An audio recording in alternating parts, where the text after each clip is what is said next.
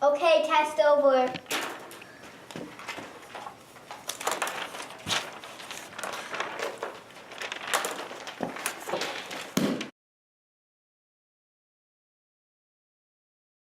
Okay, class, here are your tests.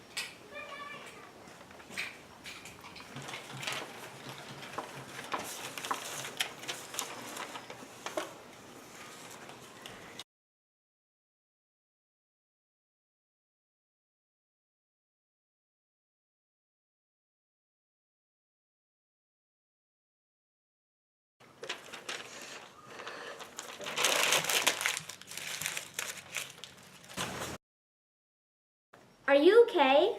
No, I got a really bad grade on my math test. Well, did you study? Yes, but it was really distracting, and plus, I don't know any good ways to study. Well, do you want to know some of the ways I use when I study? Sure. To help improve your memorization when studying, you should try to change your study location. Studying at the same desk every day for a long period of time can get pretty boring and probably even uninspiring. Studies have shown that you retain your information way better when you change your study location because the new surroundings automatically make your brain more alert. You can try a park, library, or maybe just move around in your own home. Studying with others also really helps when studying for a test. Studying with your peers actually helps you memorize better because of these few things. Firstly, by asking and answering questions, you're actually memorizing and organizing information way better. Your group can also keep you accountable and make sure you don't slack off, while you can do the same to them. Another great and effective way to help you in studying is to take some study breaks. Research has actually shown it's best to study in 20 to 30-minute blocks and then take about 5-minute breaks right after each block. You can walk around and get some fresh air or anything else that doesn't involve any electronics. Lastly, try listening to music in a quiet place when studying for a quiz. Research has shown that playing music when you study helps with your memory and concentration. But obviously, this works more effectively with classical, soft piano music and not any type of loud metal music. Those are some great tips. Yep. Do you want to study for the next quiz together? I need someone to make sure I'm kept on track. Sure, let's go study.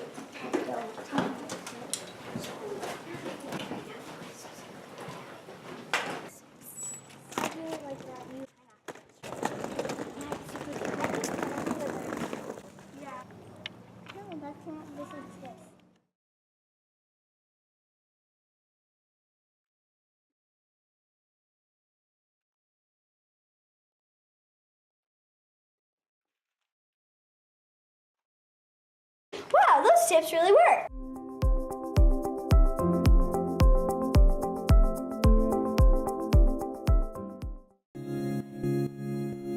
Every January at Arden Middle School, we hold the Panther Cup Rally.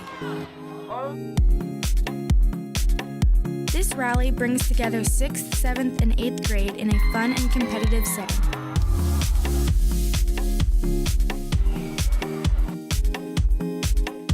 The 3 grades earn points throughout this event to determine which grade is the most spirited. Whichever grade is the loudest and the most spirited.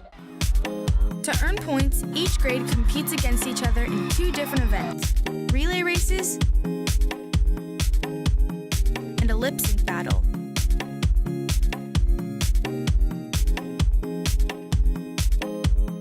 This event not only highlights our students' academic and athletic accomplishments, but it also leaves them feeling happy, empowered, and proud to be called an Arden Panther.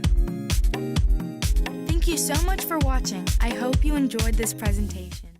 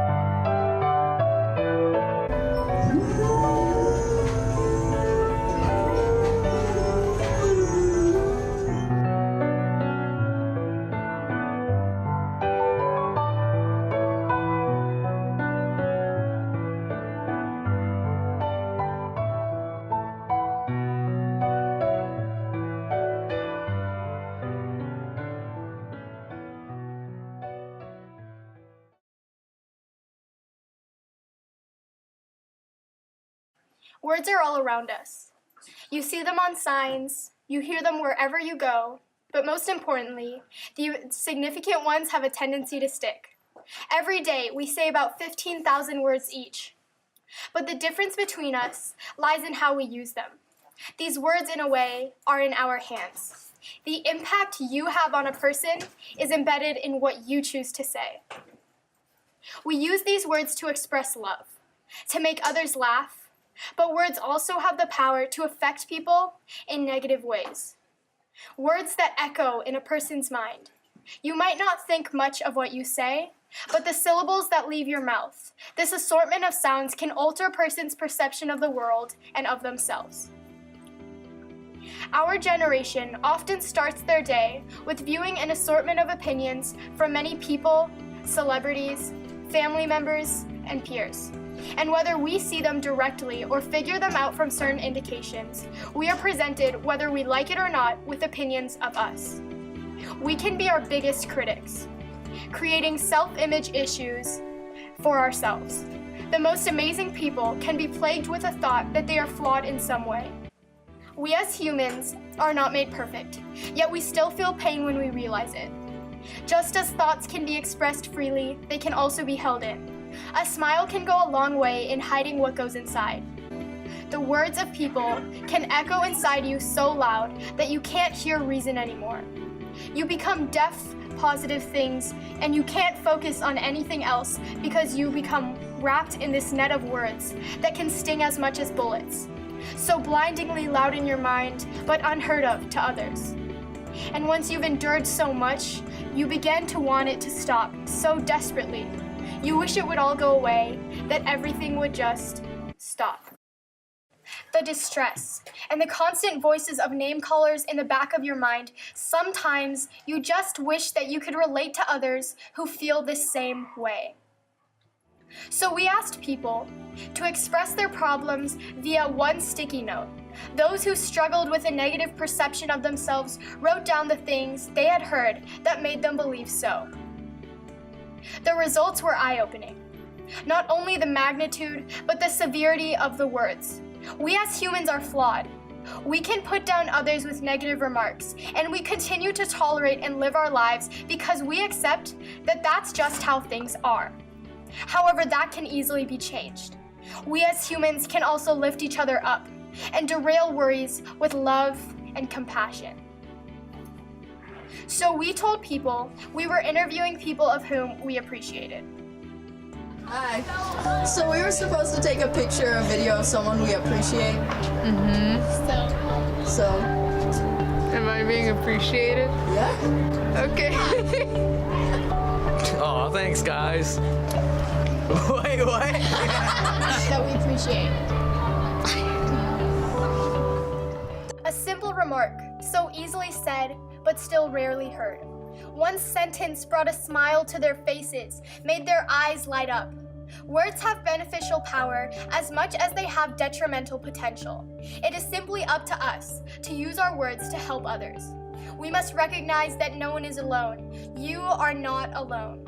Words are powerful, but you are the one who wields them. Use them for good, and you will be the strong among the weak. Those who wrote down the insults they've received were brave. So let us all decrease the number of sticky notes, one word at a time. After all, you've got around 15,000 to use just for today.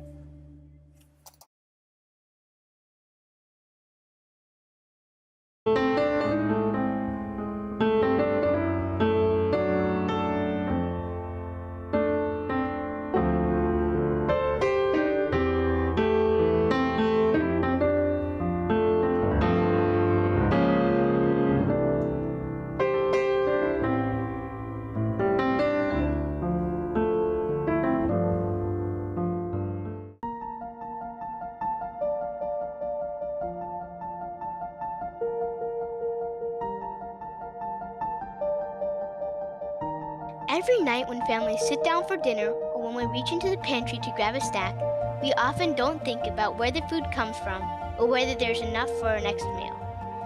Unfortunately, this is not true for many other families throughout the country and in our community. The U.S. Department of Agriculture defines food insecurity as a state in which consistent access to food is limited by a lack of money or other resources. 1 in 6 children in America face food insecurity. 20 million children access free reduced price meals through school. In 2016, 41.2 million people lived with food insecurity. 6.5 million of them were children. In the state of California, 1.9 million children are food insecure. That means there is a total of 4.9 million people in California experiencing food insecurity. In the city of Sacramento, 242,830 people lived with food insecurity. 88,290 of them were children. This means that the child food insecurity rate was 24.4%. That is almost 1 in 4 children being hungry. Food insecurity even affects children in school. Let's take a closer look at our school, Del Paso Manor Elementary. At Del Paso Manor Elementary School, we have about 68% of our students who are dealing with food insecure issues. Out of our 625 kids that go to Del Paso Manor, we have a little over 400 students who receive free breakfast and free lunch. I believe that food insecurity affects students here at DPM. When they're coming to school hungry and they don't have any food in their bellies, they haven't had a nutritious breakfast, they're not able to concentrate in class and get the learning that they really need to get while they're here at school. Food insecurity has a tremendous impact on students in school. Not everyone often thinks about this, but when you're hungry, you're not necessarily able to think, your stomach's growling, your mind is focused on being hungry and where your next meal is going to come from. In addition to that, students often know that lunch is their last meal that they're going to get for the day. They're not going to get food again until the next morning when they return to school. Another challenge that we see when working with a lot of our clients is that they aren't able to manage their emotions as well if you don't have access to healthy food on a regular basis. So unfortunately, people can lose their temper more quickly. They can say things that they regret, and there are a lot of kind of negative outcomes that are tied directly to not having enough healthy food. Every year it seems like the rate of food insecurity issues is increasing. So for example, this year at our school, our rate went up about 5% over the previous year. So if the food insecurity rate is going up, what services are in place to help this situation? CalFresh, which is food stamps here in California, and what that is that's a supplemental income for families that are having hard times. What we do is help them apply for the program, and then they receive dollars on an EBT card that they can use to buy healthy food for their family. Families can access food at no cost. As the main food bank for Sacramento County, our organization is working with about 220 partner agencies, and those are church pantries, schools, food programs, where we're making sure we're getting healthy food options, and then they're distributing it to families in need. And so what we do is we have a commercial kitchen here, and we prepare hundreds of meals every single day. We serve at the beginning of the month anywhere from 300 to 400 lunches a day towards, and then towards the end of the month, we might serve anywhere between 600 to 900 meals each day. So my role at River City Food Bank is to provide food for those in our community who don't have the resources to buy healthy food. We have a number of different programs within Loaves and Fishes here. The main one, though, is centered kind of around Friendship Park, where people will come to us when we open up each morning at 7 a.m. And a lot of times the first thing that people will do is they'll come in and they'll get a lunch ticket, and then they'll wait for their number to be called at lunchtime, and then once their number is called, then they go in and they get in line and they go through the food line, kind of like you would at your school cafeteria. We also offer something called Produce for All. We have a retrofitted beverage truck that pulls up to 15 different locations in Sacramento. We roll up our doors and we actually can distribute fresh produce. Several hundred families can receive food in just under an hour, and we're on our way. We also have health and nutrition. That's where we teach health nutrition classes as well as classes in our demonstration garden, so people know how to eat healthy healthy, prepare the food that they're receiving, pay attention when they're reading labels in the grocery store, etc. So anyone who needs food would come to our place here from 11:30 in the morning until 3 in the afternoon. And we go through a very short interview process where we can help them with other resources. And then they take their bags and go through the place where our groceries are, and they get to pick and choose the foods that they want to take home and prepare. And then they choose those foods and they're on their way.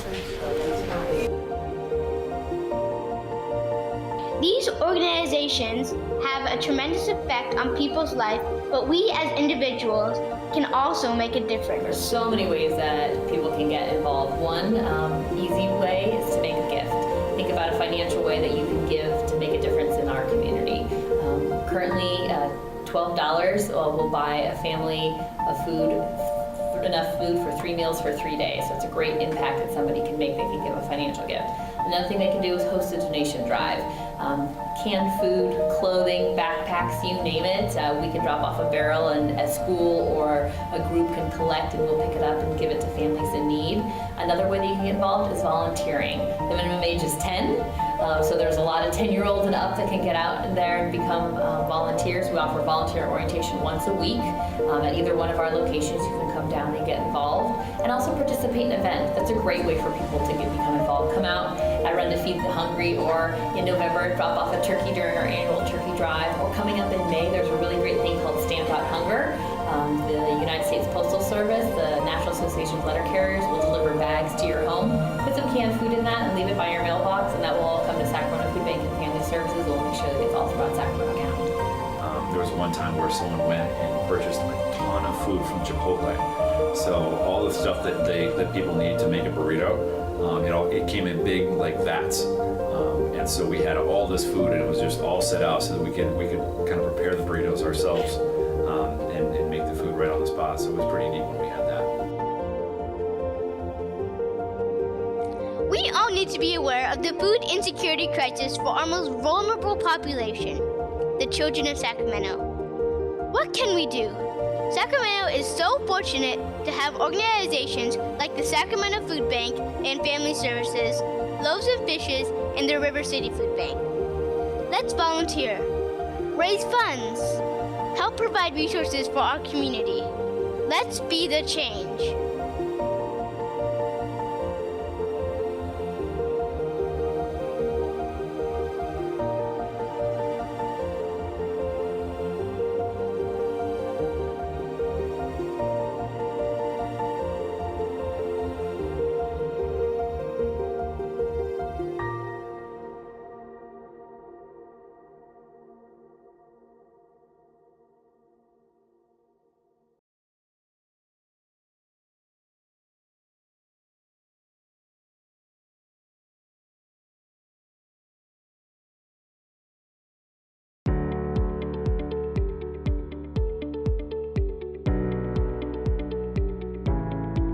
Compassion.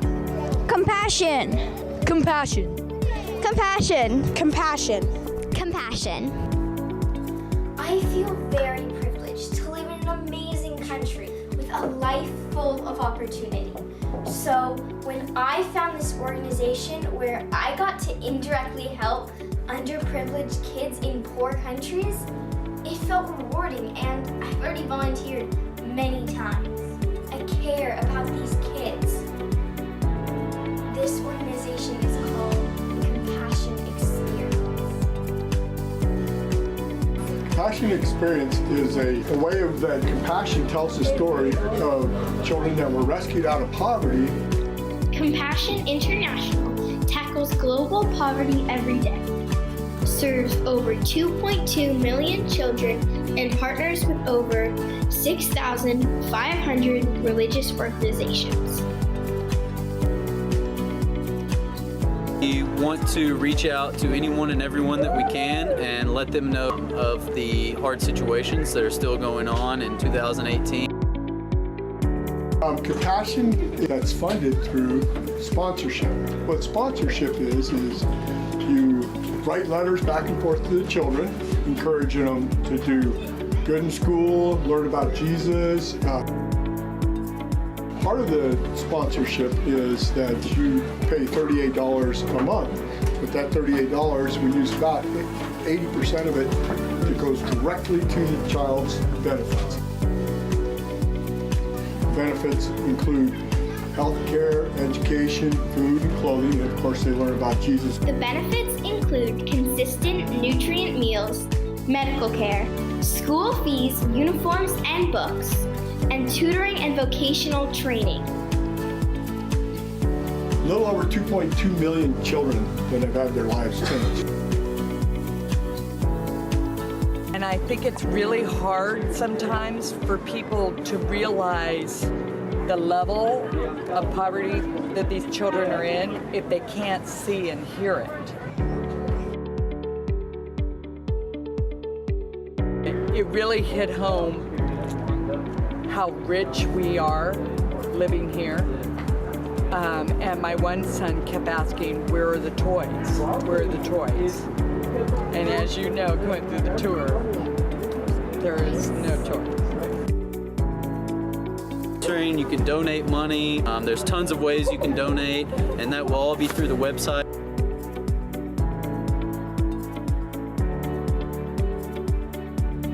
Social media these days, sharing it on your Facebook, Instagram, Twitter. Compassion is on each of those platforms. Pull out your phones and follow the Compassion Experience on social media. Visit Compassion's website at www.compassion.com.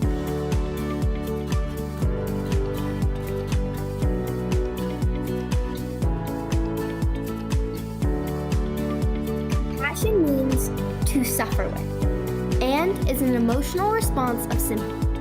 But it's not just a feeling. The feeling is combined with the desire to help. Because we have compassion, we want to take action and help the person who is suffering. Together, we can make a difference, one child at a time. Gliding along the streets were brightly customized cars modified by young Mexican-American men to ride low to the ground, fitted with special hydraulics that made them bounce off the ground. This type of car was known as a lowrider. I was growing up, back in the late 80s or whatever, we always were taught you have to show your pride through your ride. Building a lowrider, it's something that you take time out and you can build it. It's not something you can go into a car lot and buy. Lowrider passion began in the 1940s when owners of these cars were not interested in speed but rather the style and custom of the car. For example, a custom feature of many lowriders is that the car drives close to the ground. Another example of a custom feature is by modifying the frame to the owner's liking. Many lowrider followers believe the car is a reflection of themselves and their unique style. We do our paint jobs, we do a lot more chroming, with the hydraulics, and we make our cars up and down, and we like to ride slow and low. An interesting feature of lowrider cars is the hydraulics. While hydraulics were originally used for aircraft parts, it was realized that these parts could be placed on the undercarriage of a car to create an adjustable suspension. Passengers can easily flip a switch to raise the car and glide safely to avoid police inspection. I had the 1964 Chevy Impala, and I just liked it because it was just the straight, the lines, the way it was just sleek. And with the X-frame, you can always do the three-wheel and, do the hydraulics. This is a lot better. This car mostly is just a lay and play. Lowriders are not only an art, but a playful way of showing culture and passion. Back in the 60s, there was a bunch of guys. We all loved muscle cars, and we kind of tinkered back then, and there were so many great cars came out of the 60s. Chevrolet, Ford, Plymouth, GM had all great cars. Actually reading a lowrider magazine, and my big brother influencing me a lot on it. A lot of the pioneers back in the day, car clubs from San Francisco, like Low Creation, definitely. There were older brothers trying to make sure that they took care of you. And that to me, I think, was they taught you under the wing. They told you, hey, this is how you got to act. You have to have respect. Make sure you show respect to the next man who has a car, and that always helps. There are a lot of people investing in the passion of these unique cars. Family is a big part of finding where you fit in. Many people who I interviewed said that family pushed and helped them find their love of cars. I find their passion inspiring. I hope the next time you see a lowrider cruising down the street, you realize how much time and effort someone put into building their car. Hi, my name is Ed Kaufman. I'm a retired scientist from the Clorox Company, and now I'm a volunteer at the Folsom City Zoo Sanctuary. It's been open since 1963. It was started because there was a gentleman here named Gordon Brong who worked for the city, and he was known for rescuing animals, and he was officially asked to rescue a mountain lion, I believe it was. And the city finally jumped in and helped start the zoo. They do it with 4 animal keepers and a lot of volunteers. The tigers require regular meat, and it costs about $9,000 a year to feed one of the tigers, and we have 2. Funding comes from ticket sales or entry sales, tours that we do mostly for school children. The city helps fund some of it, and then there's an organization called the Friends of the Folsom Zoo, which is a registered charity that helps fund the zoo. They are cared for by the keepers and volunteers. They make specific diets just tailored for the animals, and the keepers just have special ways of making them think. So when they put the food out, they just don't put it in a bowl like for the bears. They put it all around the grounds there and make them hunt for it. And sometimes they put it in a box that requires them to tear it open. There's vet services. Sometimes the vets come out here to see the animals. Other times we take them into the vet. Outreach, well, we do a couple of things. One of them is when there are special events around Folsom, we have a table and sometimes take the animals out to be seen and serve as ambassadors. We also have a program where one of the docents can be contacted, and we'll take some animals out to a school and let the kids learn about them and about the zoo. Our biggest thing right now is we are in the finishing stages of building a new barn. We call it the Barnyard Experience. We had 2 tigers, and they came from a place in Southern California that was supposed to be a sanctuary, but they were illegally breeding animals. And when we found Pouncer was on a 3-foot chain, and Misty was in a 3x4 container, I guess you would call it. And they were not in good shape, but they came here a long time ago and still here and still as happy as we can make them. One of our big things that the zoo does is try to teach responsible behavior toward all animals. And that includes wild animals that are injured. You need to be really looking for them to get the care, not trying to make them into a pet.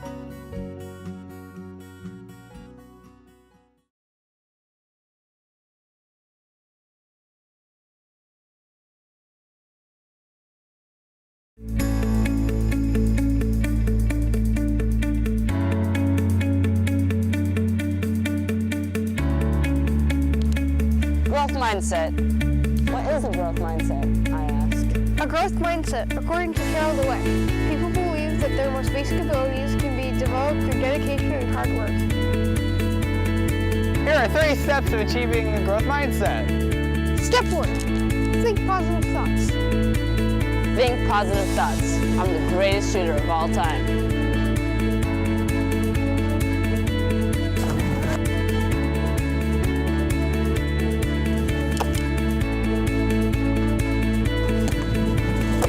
I'm the greatest rebounder of all time. Step 2, your brain can be rewired through learning.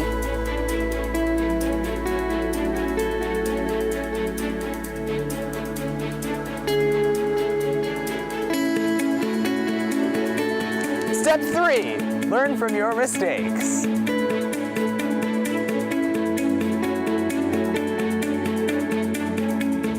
I messed up.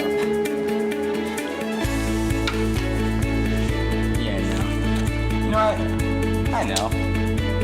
I'll try it again.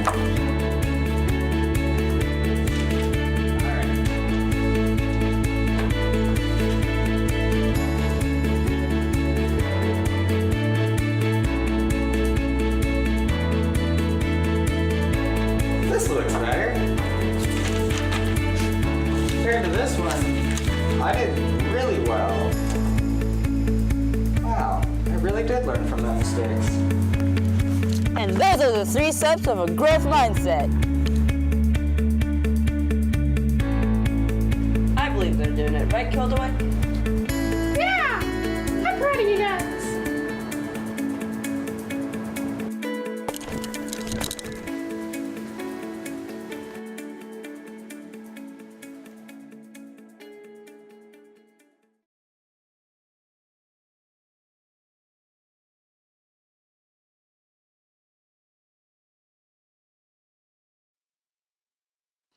They should cut down in redwoods and use the wood to build houses.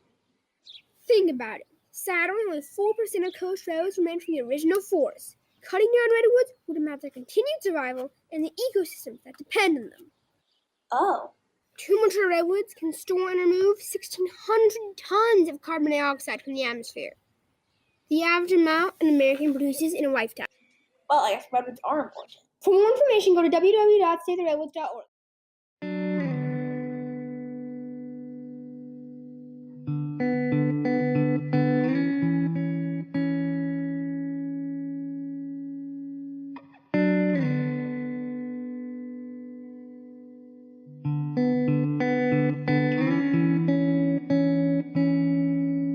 No kid should ever be hungry. Hunger is real, it's not just a story. Let's help put an end to hunger now.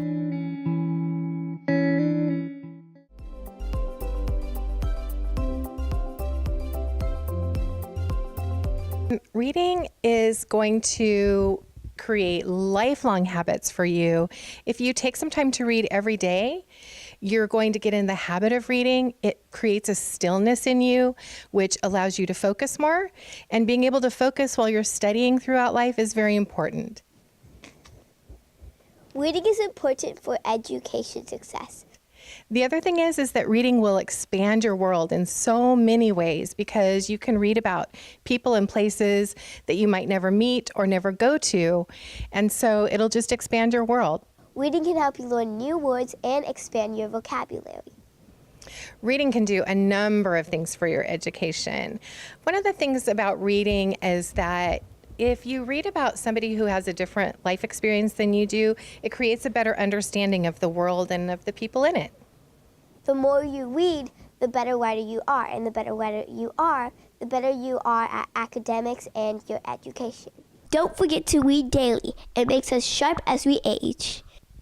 A lot of people say 20 minutes, and that's great as a starter, but I think a minimum of an hour a day is even better if you can fit it in. So make sure to leave time in your day to read, as it is clearly very important for our education, academics, and more. Arden Middle School holds dances at various points in the year, and each dance is themed differently, like the snowball dance and the most recent Fabulous 50s dance. Mr. A, the main teacher organizing the event, is here to talk about it. I think dances are an important part of the middle school experience. I mean, all day long we work hard, and it's a great chance for us to kind of have fun, party with our friends, have a good time, listen to the music. We had our dance unit in PE, which included swing dancing, which coincided with the dance. The rest of the dance was high energy, brought to you by our fantastic DJ. The dances are made possible by the student leadership and our student president, Taylor White. I think school dances help school spirit because it brings our school together as a community and a family.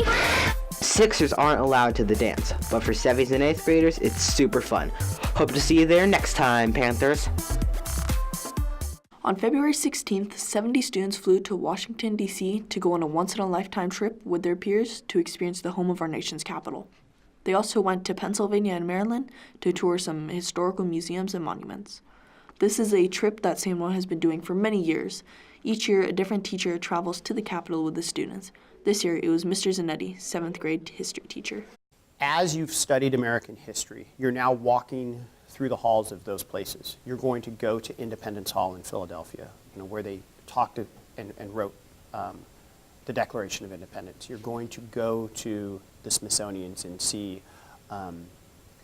things that you've read about. You're going to go to battlefields. You're going to see the White House. You'll see the Capitol. Those experiences for you will impact you, and you'll remember this probably for the rest of your life. The trip was offered to all 8th graders, and 70 decided to go. They will have action-packed days such as viewing the Oval Office and the Lincoln Memorial. They will take a flight to Pennsylvania from SFO, which they will then drive to different monuments and memorials, such as City Hall and seeing the Liberty Bell. Then, after an eventful day, they will drive to their hotel, where they will spend the night and continue on their East Coast adventure with their friends, and some parents, who will be acting as chaperones. The title chaperone may be intimidating to some, but the parents will also be having a great time touring the birthplace of our nation and home of our national government. Well, hopefully more than the book learning stuff that you get out of it, I hope that kids learn about how connected the world really is. You know, that's something that traveling does, is it shows you that you can travel, you know, for hours or for a day across the country, and you're going to see people in houses and buildings and restaurants that are just like we have at home, which kind of helps reinforce how connected we all are.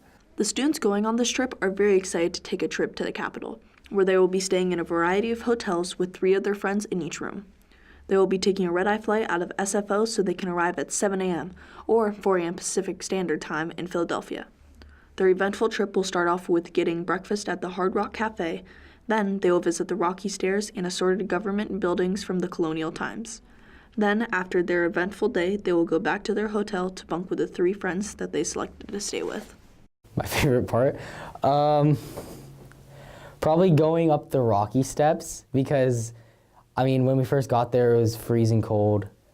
Like, no one wanted to do, everyone was tired after the plane ride, no one wanted to do anything. And then we got there, and there was just steps, and we got to run up the steps, and everyone loved it, and it was fun. It was like we got to, you know, get ourselves woken up by, you know, running up the Rocky Steps, and it's like a monument. Like everyone knows what the Rocky Steps are, and it's, you know, it was great to go up it. Since the trip wasn't until February, the students had plenty of time to prepare and make sure they were confident in going on the trip. They also had to stay in good standing both in and out of school, so when it came time to fly east, the teachers felt comfortable supervising the students that came along with them.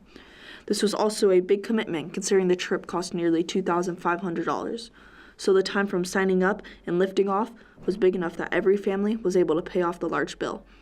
The students had a lot to look forward to, such as a photo outside the Capitol and White House, as well as seeing many museums. I do go on a lot of family trips, and so this time it's like with my friends, and it'll probably be a lot more fun.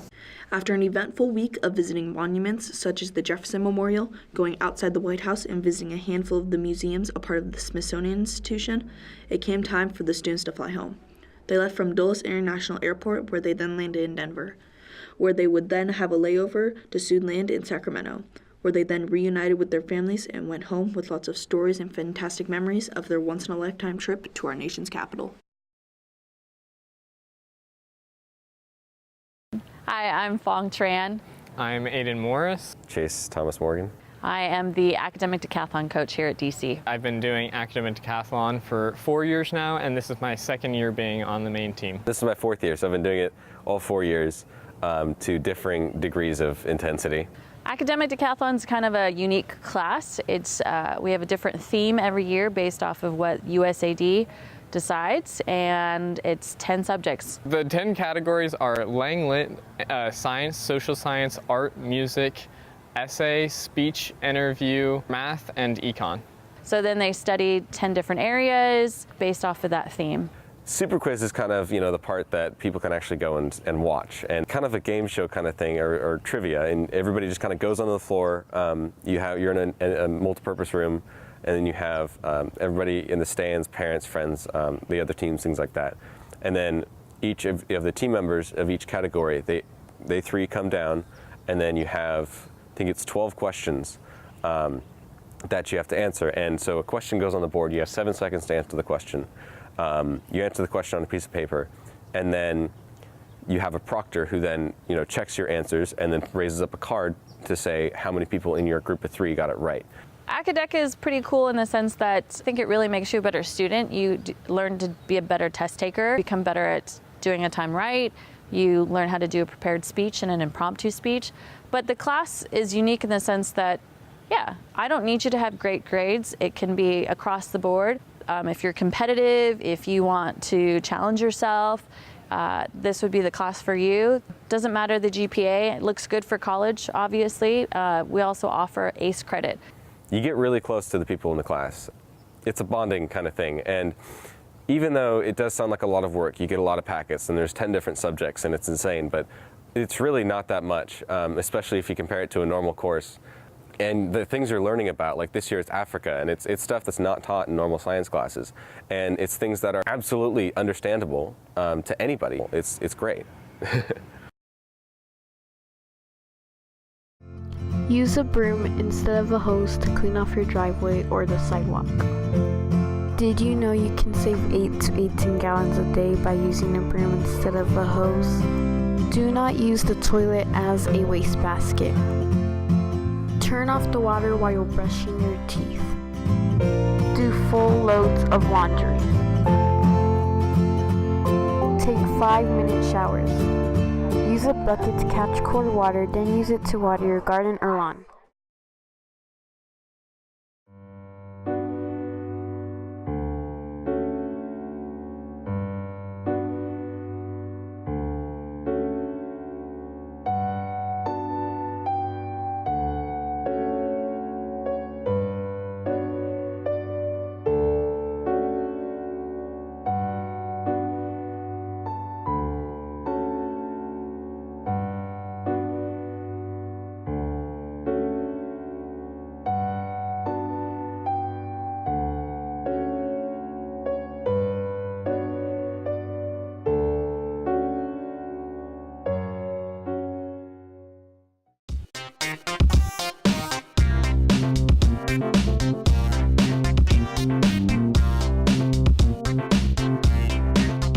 Stop! A faucet that drips just once per second wastes 27,000 gallons of water annually. About 30% of humans waste water outside. Stop! Don't overwater plants. For more information, visit savethewater.org.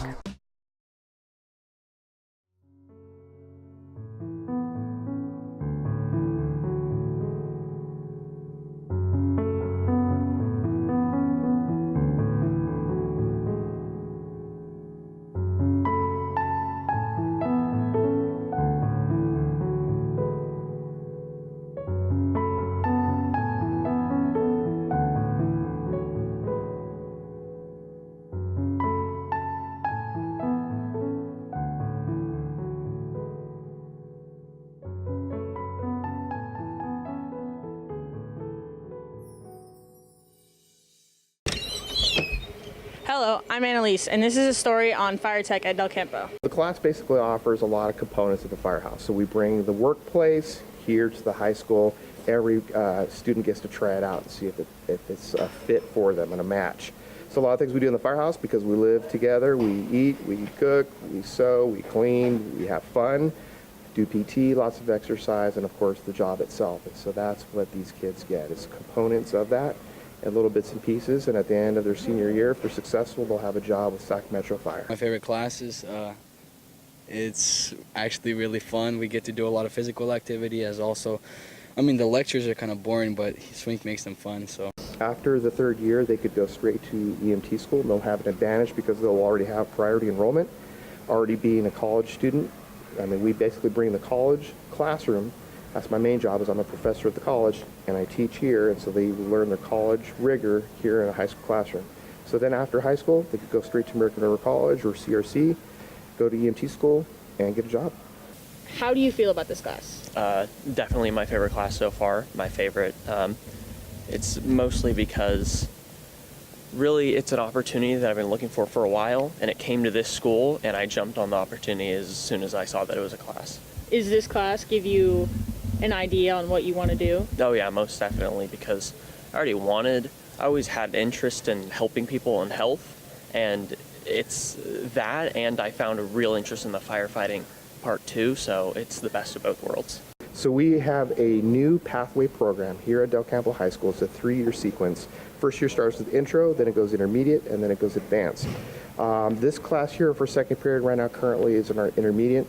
Our advanced group will go straight to the firehouse and on ambulances such as this one and do internships. Okay, so first year it definitely is intro.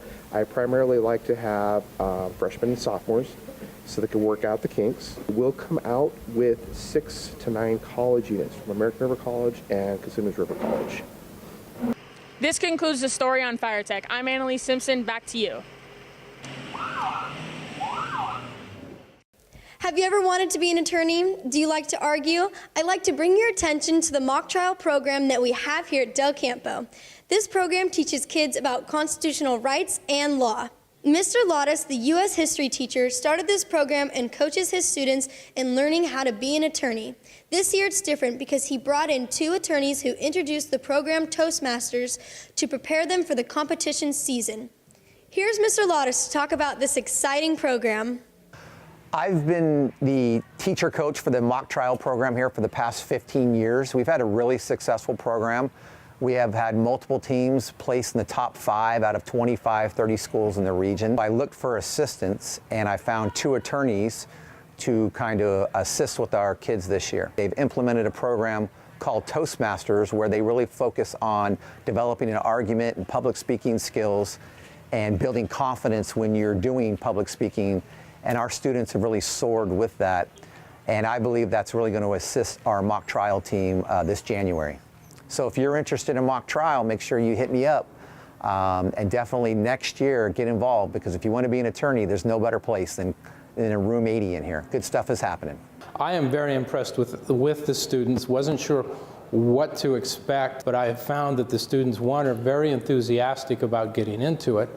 The other thing is they're very well prepared for what is going on from what I've seen in Mr. Lotus's class.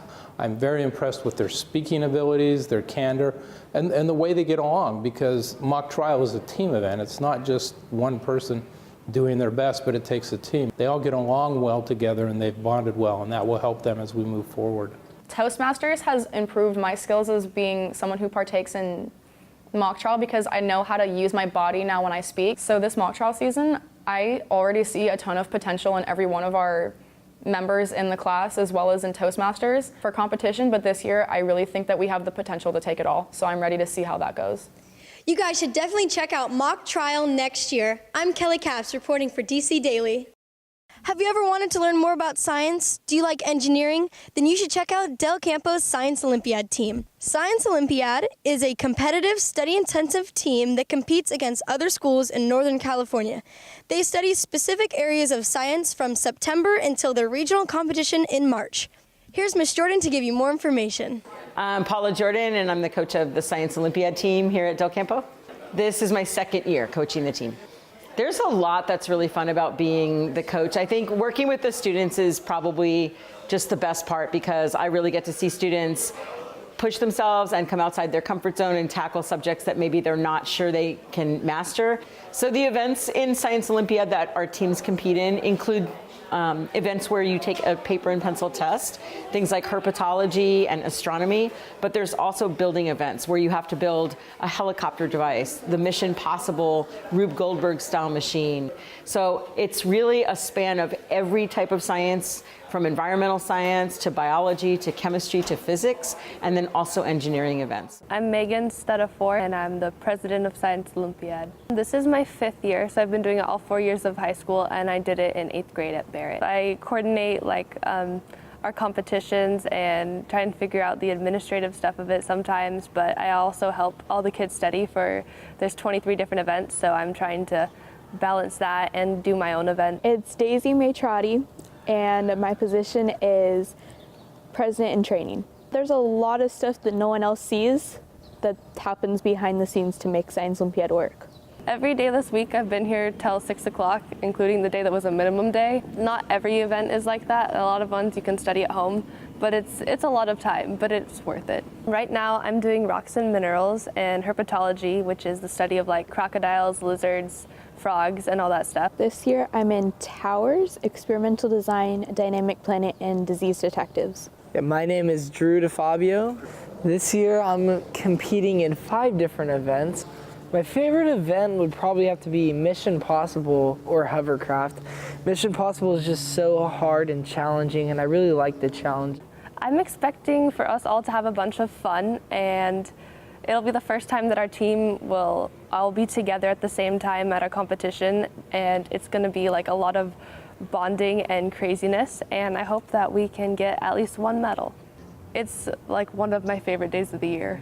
If you're interested, sign up for Del Campo's Science Olympiad team next year. Until then, good luck to our blue and gold teams at their regional competition. I'm Kelly Capps reporting for DC Daily. Welcome back, Mustangs. Today is February 26, 2018. I'm Maddie. And I'm Nimi. Try this act of kindness. Take a step towards forgiving someone today. Sometimes all it takes is this little kindness for both sides to see things in a more positive light. Congratulations to all the contestants who competed in the swing dancing competition and to all of the winners. Thank you to the fabulous PE teachers who put it all together. The Lowriders PTC is running the alternative no fuss fundraiser.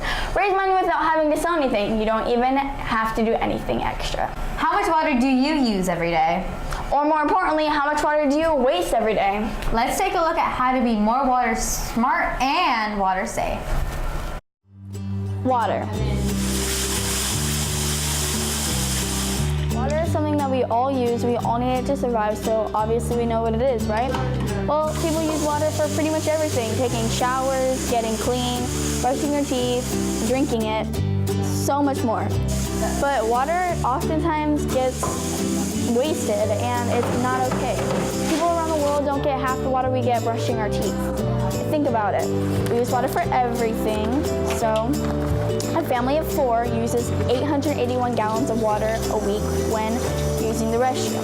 A 5-minute shower takes 15 to 25 gallons. A 10-minute shower takes about 40 gallons. 5 gallons are used when brushing your teeth while leaving the water on, and while leaving the water on while washing your hands/face takes 4 gallons of water. Now, of course, I understand you need water to survive and to get clean and all these things, but you don't need all the water that we're actually using. Around the world, we need to spread it, and we need to share it responsibly and not be selfish. So remember what you're doing and think before you do it. Remember to be water smart.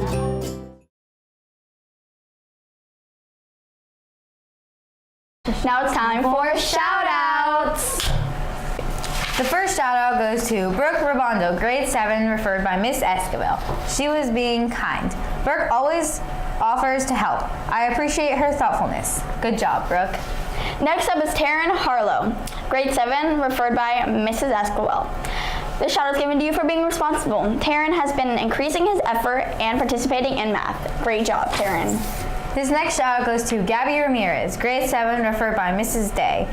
She was being kind. Gabby was so kind to volunteer to stay after school and help me work on the hallway boards. I appreciate your help. No. Lastly is Alyssa Daniels, grade 8, referred by Miss Julie. This shout-out is given to you for being responsible. Thank you for returning the cart to Mrs. Terry without having to be asked. Great job. Good job, everyone. A mindful minute will be at the beginning of 3rd period. Take this time to pay attention to the present.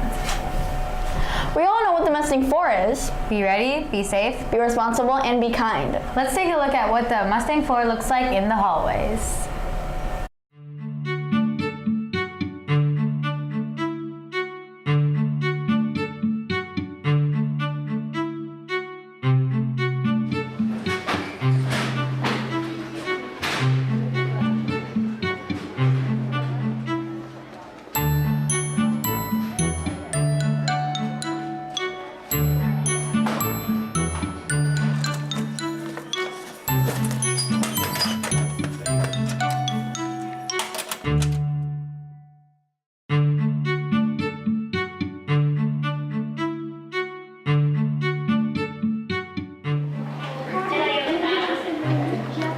Thank you for following my directions. Here's a Mustang line. Thank you.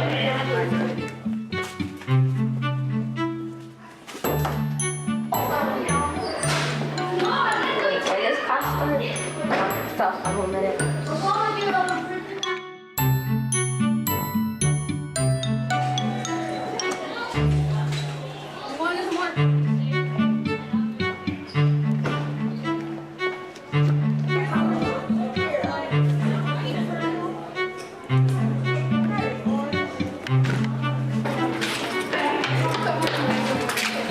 Excuse me, Miss Shaylin. She fell. Are you okay, Ready? Yes, I'm okay.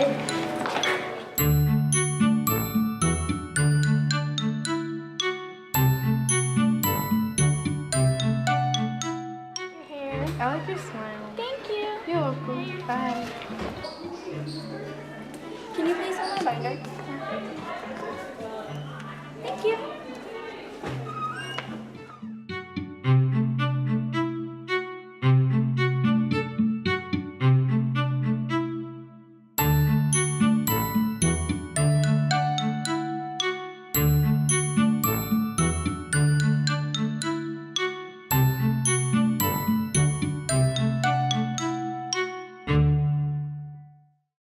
That's it today for the Mustang Morning News. I'm Maddie. And I'm Nimi. Signing off.